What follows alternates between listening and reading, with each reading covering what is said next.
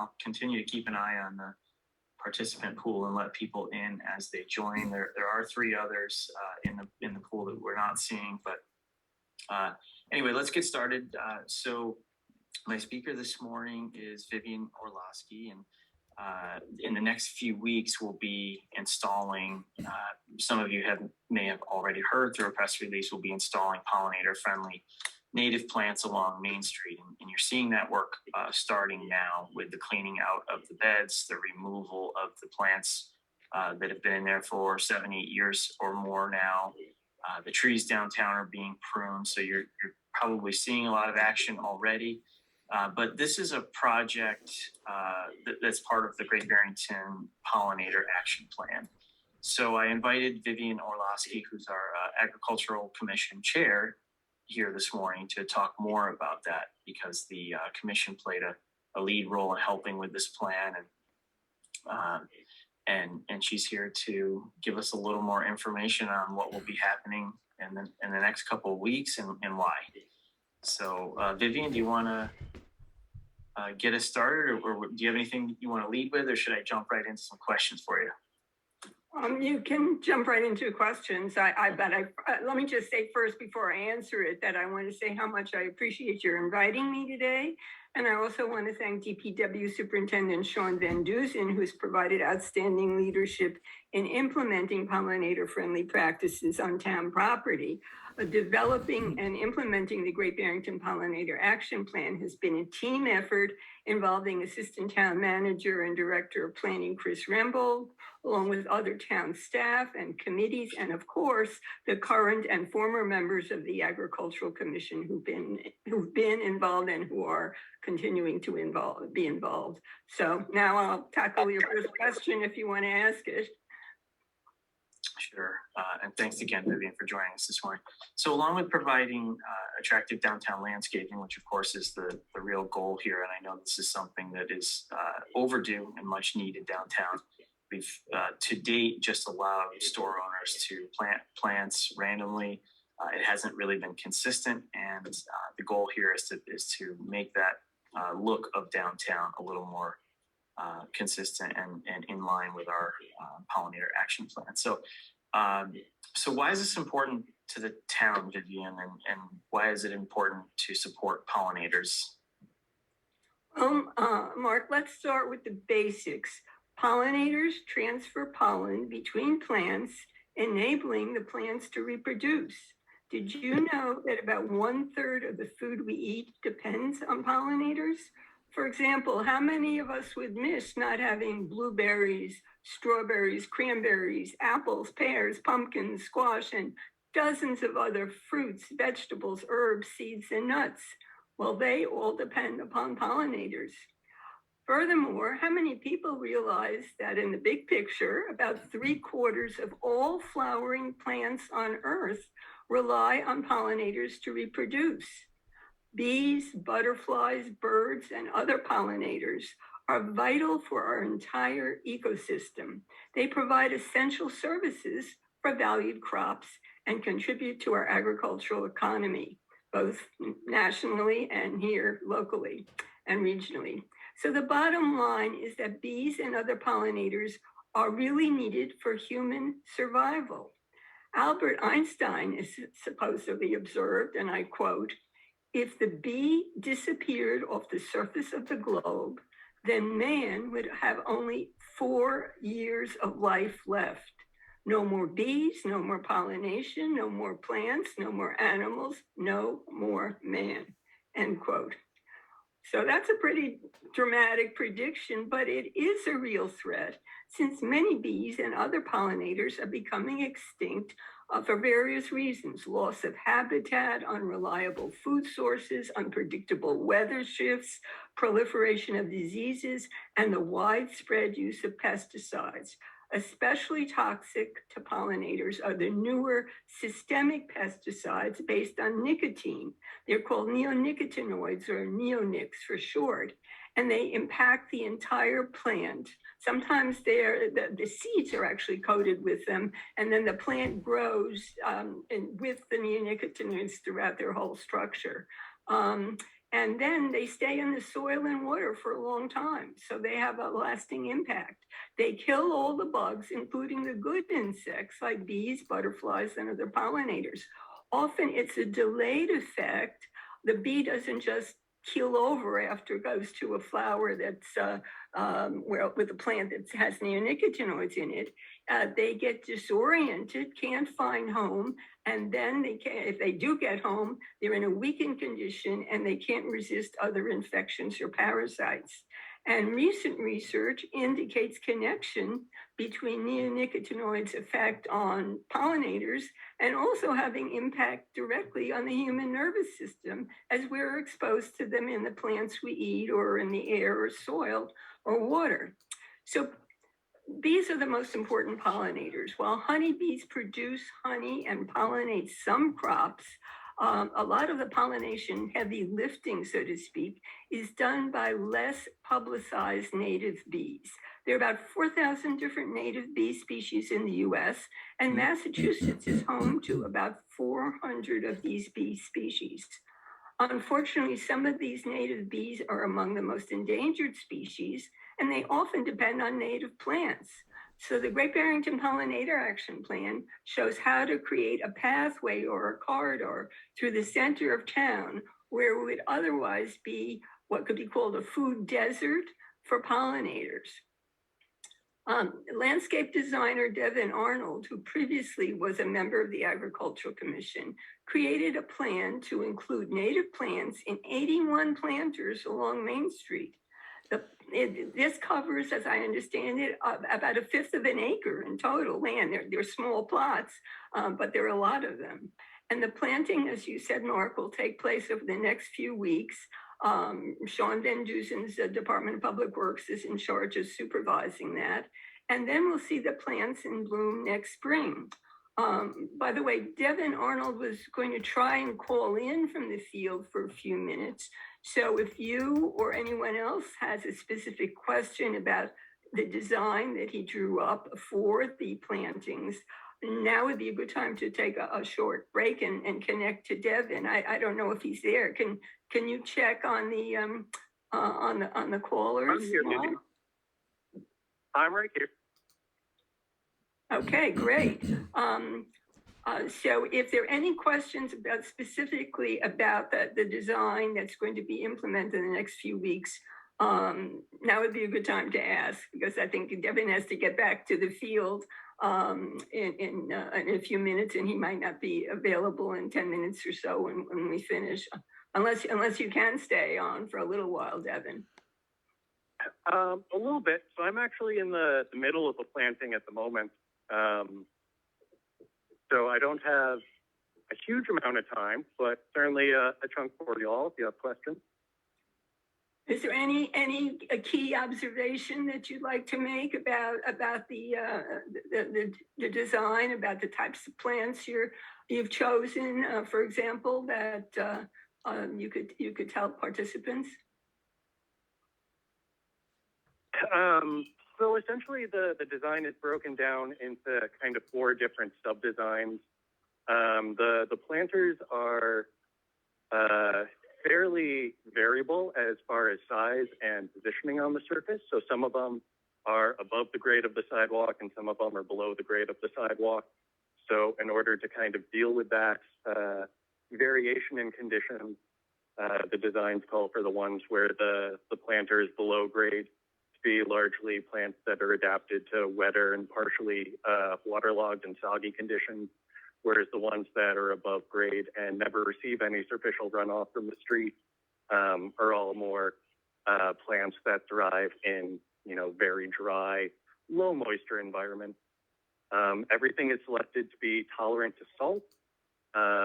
Everything is designed to have a contiguous bloom period from essentially early to mid-April through November. So it should be very exciting, should be beautiful. The pollinators should love it. Very excited for it. Yeah, the season spanning of your choices for the planting is so vital. That will not only for the beauty of downtown, but also so that the pollinators don't become accustomed, let's say, earlier in the season to being able to forage along Main Street and then suddenly have a gap. So that's great. Thank you, Devin. Are there any questions before Mark goes on to the next question? Any question from the participants or from Mark? Super quick, one of the other big things we tried to focus on was providing plants that not only just provide pollen and nectar resources, but also provide overwintering sites and habitat. A number of the species that we're doing are host plants for a number of important Lepidoptera species and other things. So we're not only giving them a place to feed, but also a safe place in theory to overwinter and kind of lay their eggs and continue the generation. Oh, I'm glad you brought that up, Devin, because people might wonder why things are not trimmed back over the winter, to make it look quote unquote neat. But the stalks that are there really do provide a home for the next generation of the pollinators. So thank you for explaining that. That's important for people to understand, and not just to think that the town is slacking on cleaning up the landscaping. So, and any other questions or comments? Okay, if not, Mark, do you have more questions? I do. Could you just talk about the Agricultural Commission and how you've helped advance the town's pollinator protection activities? Well, because the pollinator crisis that we just discussed would undermine our farms, gardens, and food supply, in 2016, the Agricultural Commission introduced the first town meeting resolution in all of New England to declare Great Barrington a pollinator-friendly community. The goal was to encourage awareness, education, and voluntary action in support of pollinators. This was not a law. There was no enforcement. The town meeting enthusiastically approved this resolution. And after that, the Agricultural Commission engaged the Conway School of Sustainable Landscape Planning and Design to help us determine specific ways the town could implement low cost and low maintenance pollinator-friendly measures on town property. The result was the Great Barrington Pollinator Action Plan. It's 89 pages long. I have a physical copy here, which is also available in Mason and Ramsdale Library. The free PDF of this is available online at the Agricultural Commission's webpage, as is the resolution from town meeting in 2016, which is just a one-page resolution. And the Conway School plan that they worked on with us, we brought in people from town staff, from community organizations, from the business community, from the larger region. And it was to encourage not only to actually lay out what could be done on town-owned property, and then to encourage similar measures by local businesses, nonprofit organizations, and residents. And it includes suggestions for public buildings, such as the Mason Library, which already now has a pollinator garden following the plan, and Town Hall, which will have a pollinator garden after all the construction work is completed there in front.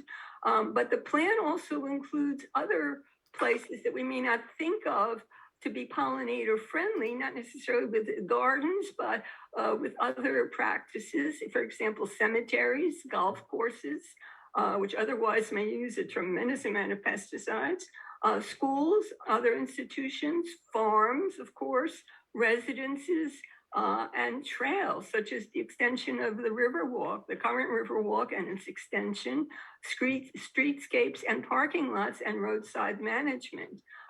Some of the measures suggested in the Pollinator Action Plan may involve a modest initial investment, like the Main Street plantings, but they will reap long-term savings.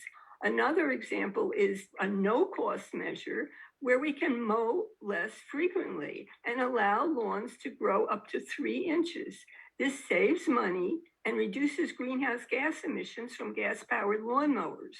Creating resilient native plant communities means healthier plants able to resist insect pests. And this makes it easier to avoid costly and polluting pesticides that go into our water, soil, and food. Superintendent of Public Works, Sean Van Dusen, took part in all the community forums that the AgCom organized with the graduate student team from the Conway School.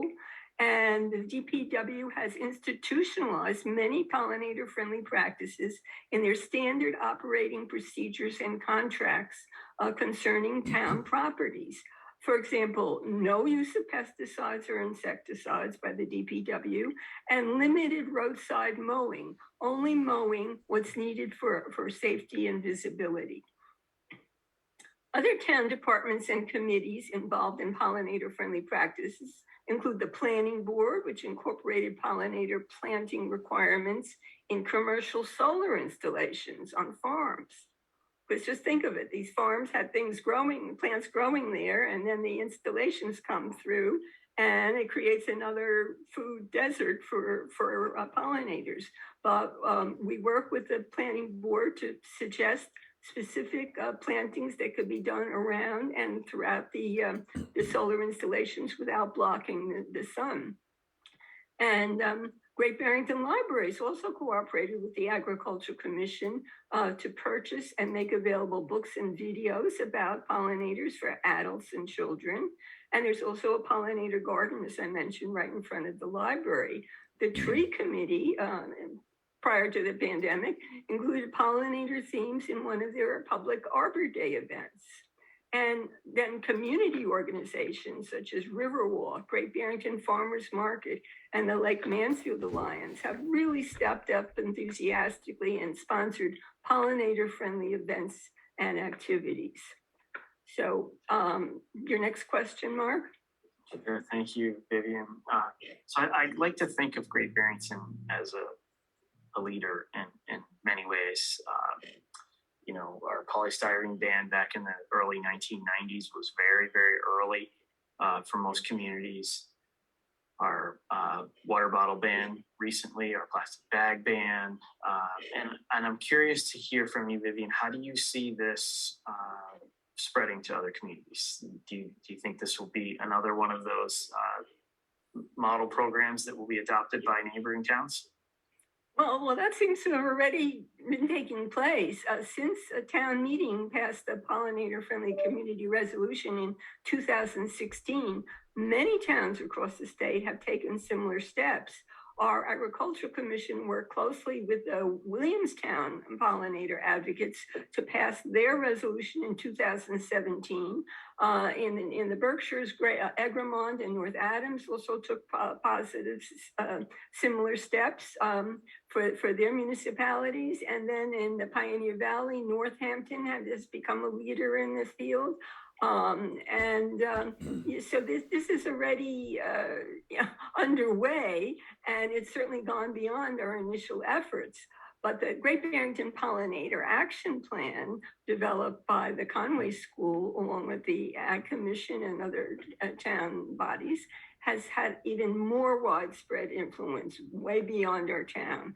For example, Friends of the Earth, the national nonprofit, distributed the link to the Great Barrington Pollinator Action Plan, available for free on our town website, to more than 200 towns and cities throughout the country, because those towns and cities were contacting Friends of the Earth, which has been very proactive in pollinator issues, to ask, well, what can we do in specific?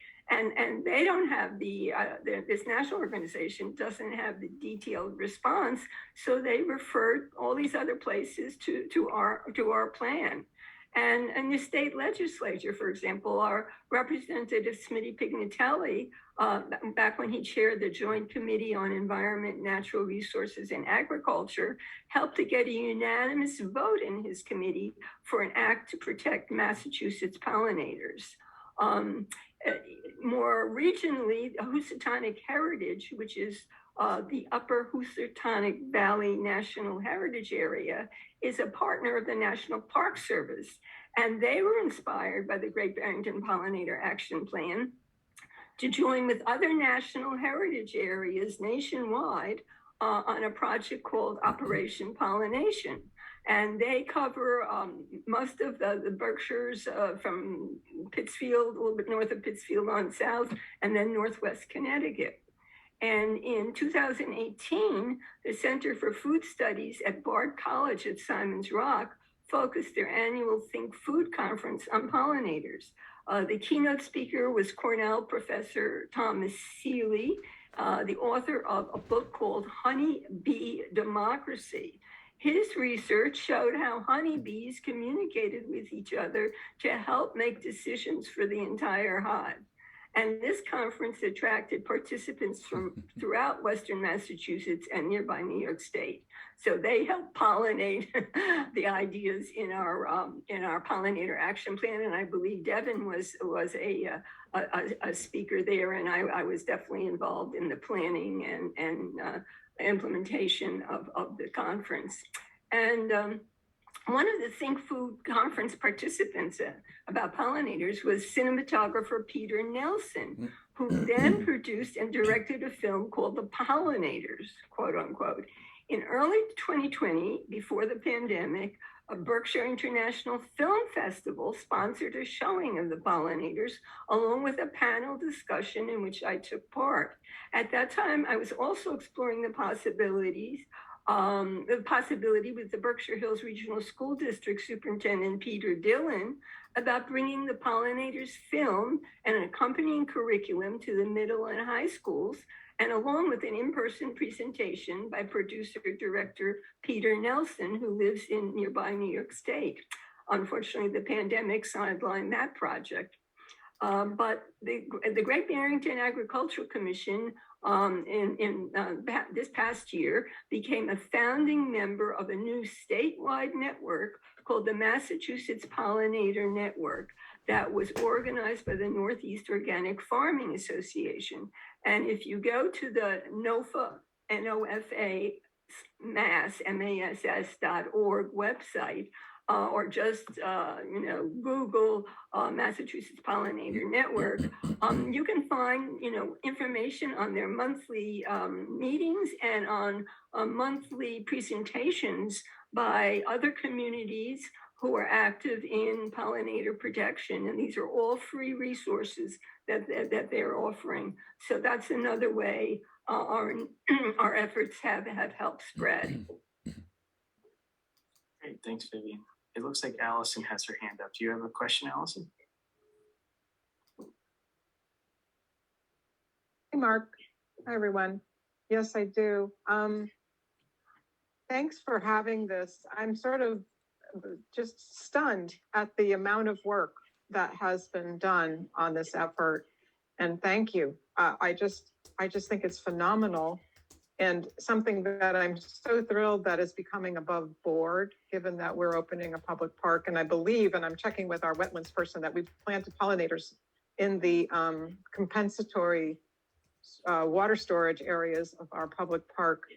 And so we can kind of join your map of pollinators. And I think it would be so interesting if there was an effort to kind of put a map out about the town's varying locations of where people can find these amazing, and because I feel like there's a misinterpretation sometimes, just having worked at the 100 Bridge Street site, that when people see something growing, the assumption it's a weed, and why is it there, and shouldn't it be cut? And so a map on how to educate people about the value of those areas might really go a very long way as to helping support this. So I just wanted to offer that. Thanks, Allison. Thank you for that suggestion. Is that something you see the Ag Commission potentially taking on, mapping out these areas where pollinator gardens exist? We can certainly discuss how to do that, and also how to collaborate maybe with others in the town committee. And Great. So my next question for you, Vivian, is what new opportunities have arisen for the town because of our leadership here in pollinator plants? Well, the collaboration with the Conway School of Sustainable Landscape Planning and Design on the pollinator plan was so successful, and as you heard, had such impact, which is something that is important for them and their students. There was a graduate student program. They contacted us about a grant opportunity with the Executive Office of Energy and Environmental Affairs. And under the guidance of Chris Rembold and the Planning Department, the Agricultural Commission worked with C.J. Lammers, representing the Conway School, and she's also, I believe, on a participant in earlier on. I saw her in this forum, and anyhow, we worked on this grant and we were successful. We received a grant for a project that's called Growing Better Great Barrington, a food system plan for climate resilience, environmental sustainability, and community food security. It's an ambitious plan and it will get underway with a team of graduate students from the Conway School who work very closely every week with the faculty at the Conway School. So we get the benefit of all the faculty wisdom and experience, plus the energy and dedication of the graduate student team. And they're going to start working with us in early January. And at that time, under normal circumstances, we would hold a community forum like we did in Town Hall for the pollinator plan. But due to COVID circumstances, it's probably more likely that we're going to do a Zoom meeting and also probably some type of survey outreach to reach people who may not have heard about or have access to the Zoom meeting. So we are going to be reaching out to the community, and I certainly hope that everybody who's on this call will be interested in helping to guide this new plan, which is very ambitious. We're seeking to lower greenhouse gas emissions by reducing the food miles that are involved in bringing food. In many cases, over 1,500 miles is the average distance that our food comes from. And also the productivity and resilience of the soil that's used for growing food on our farms, and also to encourage community gardening and community efforts, both organized and also in separate, by separate individuals at their residences. And that will also help advance food security and safe access to food in emergencies. And we want to increase the number of green jobs involved locally in producing food locally and regionally, and enhance the potential for integrating more diverse and biodiverse land uses. Because in order to prepare for climate change and be more resilient in producing food, probably involves exploration of new crop varieties and things like that can deal with the weather extremes and climate disruption that we've started to experience, but we're expecting a lot more, and that's what people are meeting about in Glasgow. So this is going to tie in with a larger theme of climate resilience, and also with the very important theme of community food security, because as we see now, prices are rising for food. It's becoming more expensive. And also we're facing supply chain bottlenecks. And because a lot of our food, and certainly processed food, comes from abroad.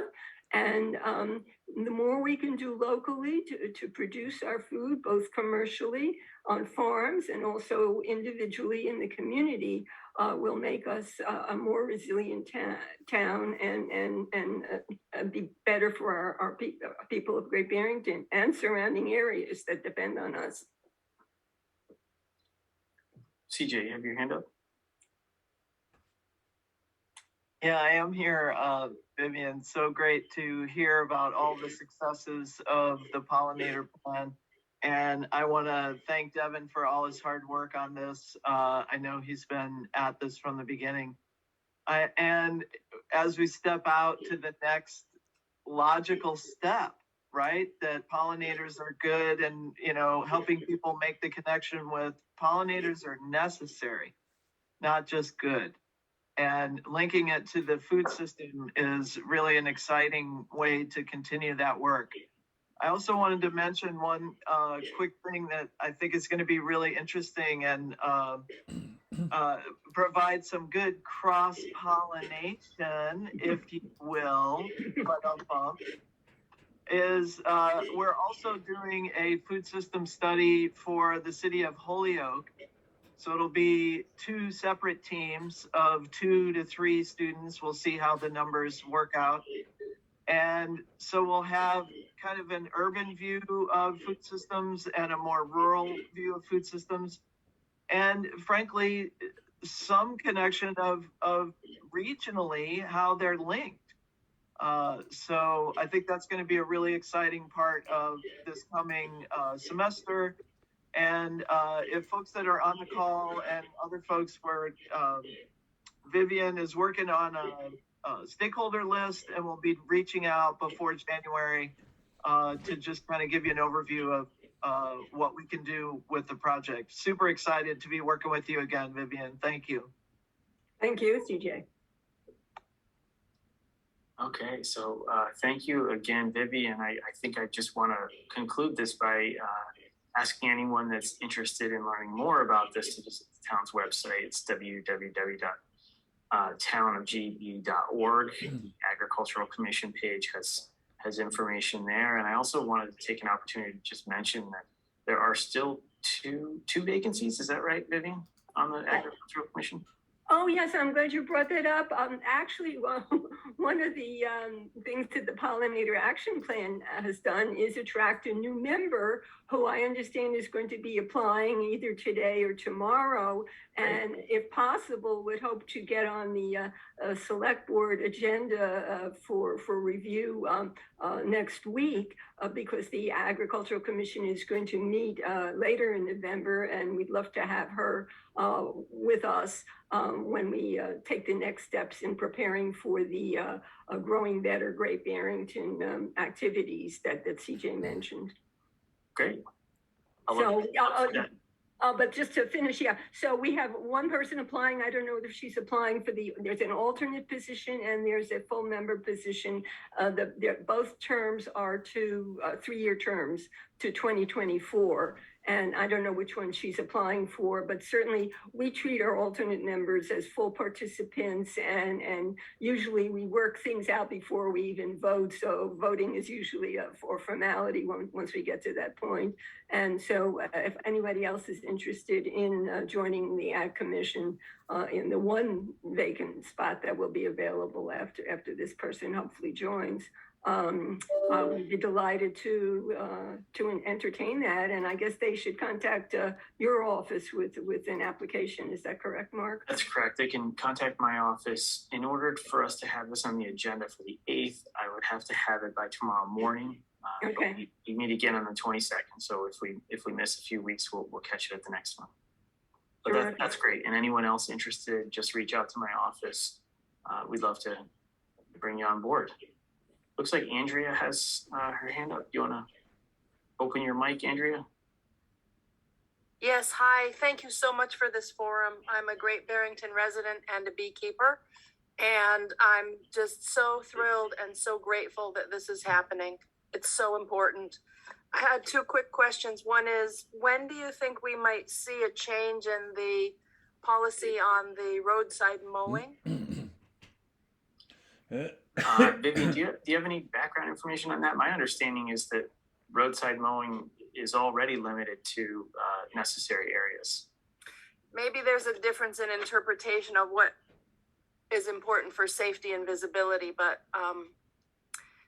just as a resident, it feels like there's just a lot of clear cutting happening along the roadsides, which is taking down daylilies and lots of and even little saplings on dirt roads that are great carbon sequesters. So I don't know, maybe someone could take a peek at that. I'm not sure. Or I could become more active, if that would be helpful in that regard. But the second question is about pesticide use, private pesticide use by commercial gardeners in town. And I wonder how you think about that and if there's any way to approach that both for pollinators and also toxicity to water table. Vivian, do you want to cover that? Yeah, as I said about the resolution and what we're trying to do with the pollinator action plan is show by positive example. And I certainly will look into, first of all, the questions you raised about mowing. Do I know you?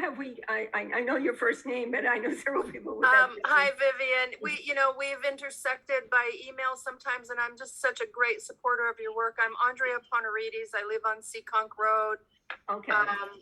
You probably have my email in your list, but I'll shoot you an email, and if you want to take this offline, if there's any way I can be helpful, I'd love to. And I don't know what the appetite is or the politics of banning private use of pesticides, but it's 2021. We know what the consequences are. So I'm all for any creative efforts to, do the sensible thing.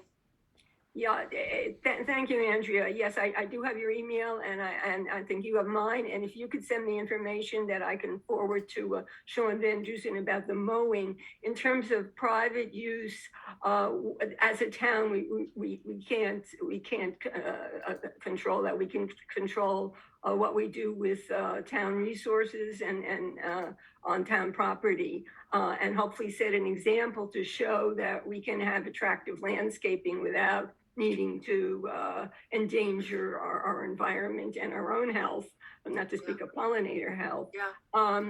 There have been attempts, I think, at the state level. Certainly, we can look further afield. The European Union several years ago banned neonicotinoid pesticides. There are different kinds of pesticides. Yes. Some are more benign. For example, some organic gardeners do use certain pesticides.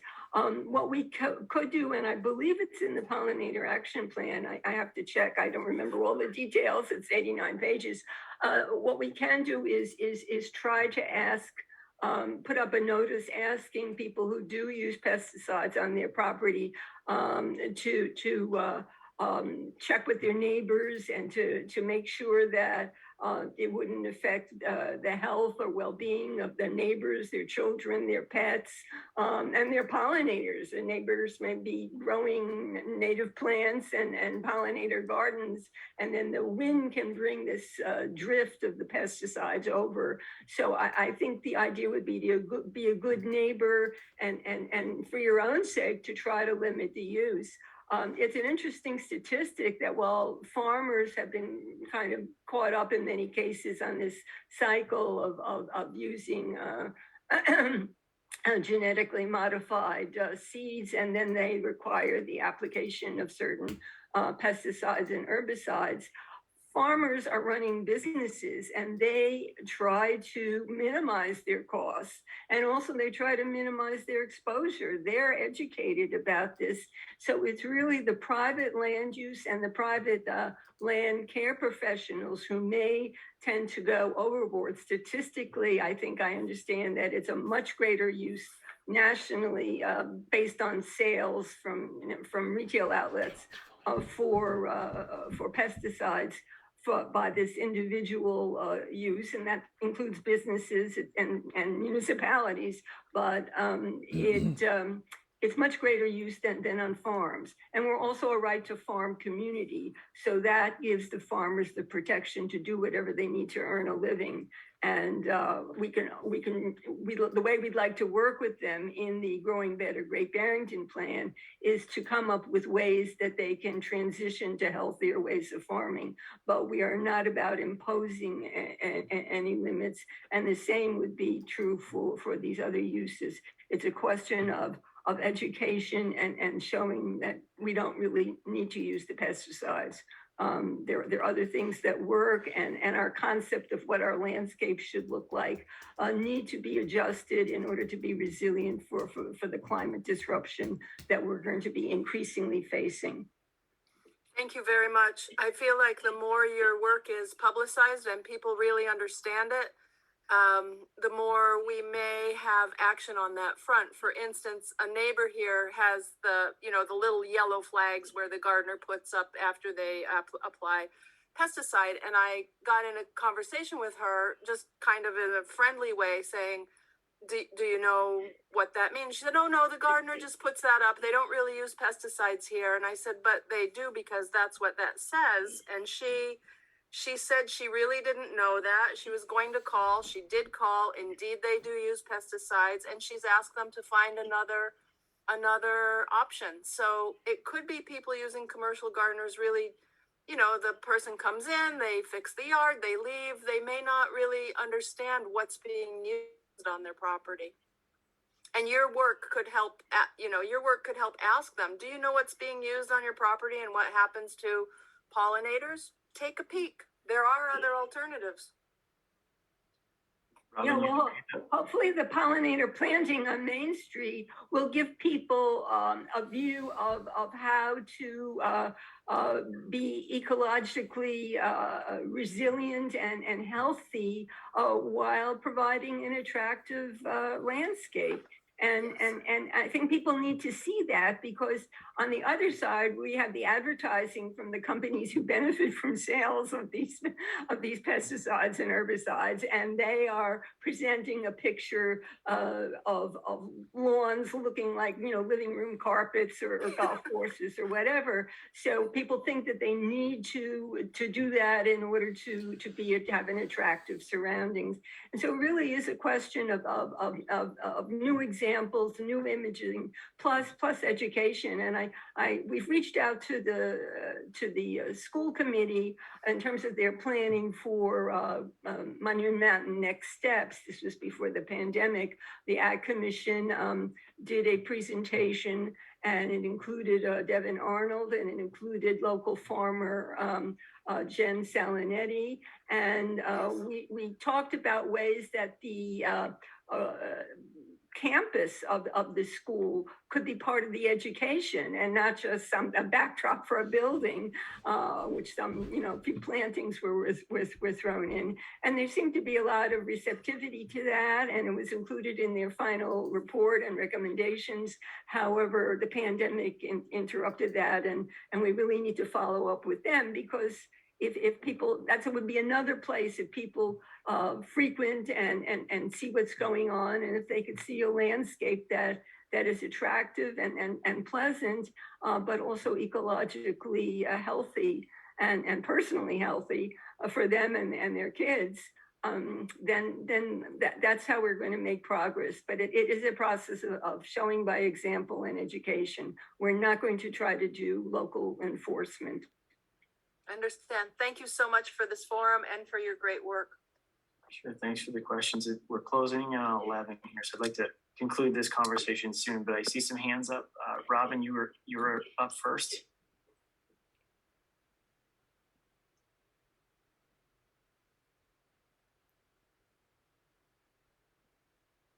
You're muted, Robin. Sorry. First, thank you, Vivian, for your great work. I second what everyone else is saying. It's certainly a wonderful project that you've undertaken. This question is for you, though, Mark. Have we coordinated in any way, or can we coordinate with Chris Horton, who is the county person that, I guess his title is more mosquito control, but it's pest control in general, and see what kinds of chemicals and what changes in those chemicals? I know I've had a relationship with him as a homeowner for the last 6 years, and he does work on both mosquito control and tick control. And to the question earlier about the mowing on the side of the lawn, I don't want to play devil's advocate on the side of the road. I don't want to play devil's advocate, but I do just want to point out something in an article that I read recently, that not only is it sometimes an issue of safety and visibility for oncoming traffic, it also protects pedestrians walking on the roads from brushing against the foliage in terms of ticks and it also helps manage the tick population, which has, of course, been very bad and is increasingly worse the wetter it gets. So there are those two sides to the story, but I would welcome having Chris's input in this whole process, Chris Horton. So that was my first sort of question comment. Second, off topic, Mark, I see that Chris is not on this call, but I want to know, there's work being done by HOP right now to prune the trees on Main Street. We have two pretty much dead trees in front of our store and 288 Main Street, and they're both choke cherries. And I spoke to HOP, they admitted that they are not thriving. They're the absence of thriving. Is there some formal means of submitting a letter, and please tell me to whom, so that we can be in line to get those trees replaced? I would say send an email over to me or to Sean directly. We do have a small budget for tree replacements in town. I don't know where that is mid-fiscal year, but if there's capacity there, that's something we could address, or we could address it in the spring when we start our new fiscal year. So please just send us an email and we'll put it on our radar. HOP's Okay. now pruning all the trees on Main Street, and they may come back to us with a report on their recommendations for pruning or replacing some trees as well. So, but just give us an email. That'll get the conversation started. Thank you. Sure. Thanks, Robin. Betsy. Just a quick thing. So I think pretty much anybody that lives in this area, when listening to this conversation, would be very appreciative of all the work that's being done, and totally agree that they would love to support the action. The thing I would stress, and maybe it's already being done and I'm just not aware of it, is if there was some very simple ways for people to follow what's happening. In the conversation you just had about pesticides, you're right. So many people don't really understand the impact, and or don't know what their gardener's doing or their landscape person's doing. So if there was just the simplest, almost like even little pictures, with a circle with an X through it, don't use this, instead use this, and then maybe up top just some explanatory about how to save our bee population. So if it was something quick that somebody could look at, rather than an 89-page plan, which you're going to lose somebody the first page, if there was something quick that they could refer to and it just kind of stuck in their mind, like, oh yeah, I shouldn't plant this plant, I really should plant this plant. Everybody's going to do it this spring. They're going to reconfigure their gardens and shape things up. And if they have something quick, a reference quick in mind, it could be, way more beneficial to people that aren't going to get in depth like you guys are, but what they still want to help. Maybe something as simple as identifying the plants in the garden, so that if someone is That attracted would be by a plant, that would be fabulous if there was some little placard or whatever. that would be great. Thank you, Betsy. Jim, go ahead. You're up next. As you try and incentivize, you were talking about targeting the commercial landscapers and trying to incentivize rather than regulate, which I think is a good approach. Something similar happened. I'm an architect. Something similar has been happening for the past decade or two with architecture and energy use and building materials. And they've targeted architects as thought leaders. And it's been, I think, pretty successful. And I think as a result, we've seen a lot of changes in the building code and much better and more energy efficient buildings that are much healthier on the inside for residents. And so I think you should focus on the landscapers, but also the landscape architects. And then also the nurseries where the plants are sold. And I think that all this stuff, because the lesson for me, the small businessman, the architect, is that it's actually good for my business to be able to tell my client that I'm giving them a healthier house that is more energy efficient. And, if the benefits to the world aren't enough for them, there are benefits to them personally. And, it doesn't resonate with every client, but it does resonate with many. And there's ways to ramp it up and ramp it down. So I think, if you can get the landscape architects, and I bet they're not going to be a hard sell, they're probably doing it already. They can be your public face, and same with the nurseries. And if there was a plant, and this is an excellent pollinator, there's a symbol at the nursery, like Windy Hill or that would get people just sort of naturally that participating in the program. Thank you. Great idea. Thanks, Jim. So I'd like to real quickly, since we're only a few minutes from 11 o'clock, cover a few updates, and then we'll just open it up to questions, comments from the group. So I'll run through these really quickly, but you've probably noticed several construction projects happening in town.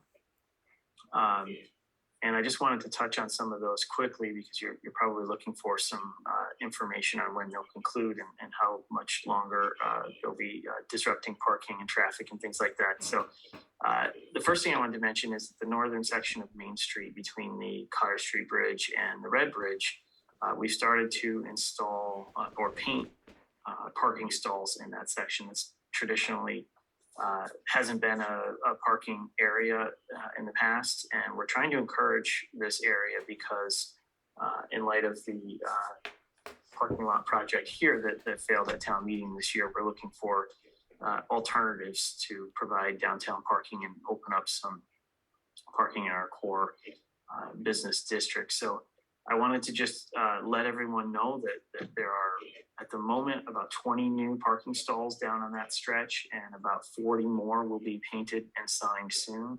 And the idea is that there'll be long-term parking spots. So they'll be open all day for employees, retailers, restaurant owners, or even customers that just want to park for a long period of time without risking having their car ticketed every 2 hours or 4 hours. So that's pretty exciting.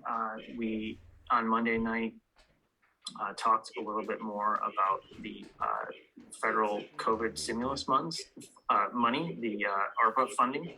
So we have a survey on our website now, and I just wanted to encourage everyone, if they have a minute, to participate. I think it takes about 3 minutes to complete the survey. It's 11 questions, and we're just looking for ways to hear from residents here in Great Barrington how we should spend this $2 million. And of course, it does need to fall into one of the 5 categories, and that's very clearly stated on the survey. So you'll know what categories are allowable and which ones aren't. We have English and Spanish versions available. And we also have paper copies. So if anyone would like a paper copy, or if you know an organization that would prefer paper copies, we'd be happy to share those. We're leaving some at the libraries, at the senior center, the food bank, and just doing our best to get those out there. On day one, I think we received over 80 responses. So I'm really hoping to gather quite a bit of information from folks, and then we'll develop a recommendation to the select board based on the results of those surveys and the feedback we heard on Monday. The Taconic parking lot, you've probably noticed, is making significant progress. You're going to start to see the paving crews arrive later this week. Bridge and Bentley right now are being paved today. And then once they're wrapped up there, they'll move equipment up to the Taconic lot and start parking there. So that's really exciting to see those projects closing up now, especially as it's getting colder.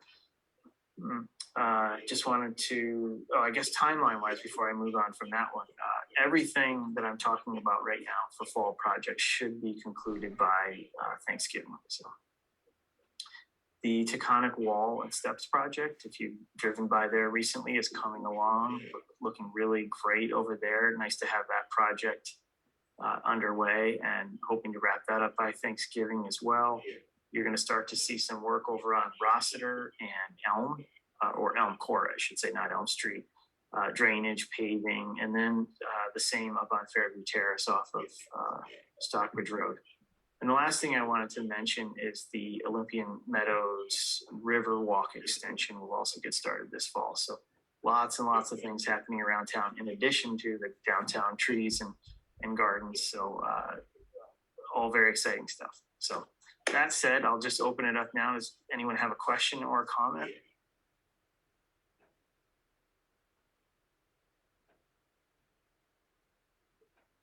No? Okay. Well, thank you all for joining me this morning, and thank you, Vivian, for sharing, all your plans and all this great information on our pollinator action plan. And I'm really looking forward to seeing those plants be installed over the next couple of weeks, and we'll see what happens in the spring. So thank you all for coming. Take care. Bye-bye.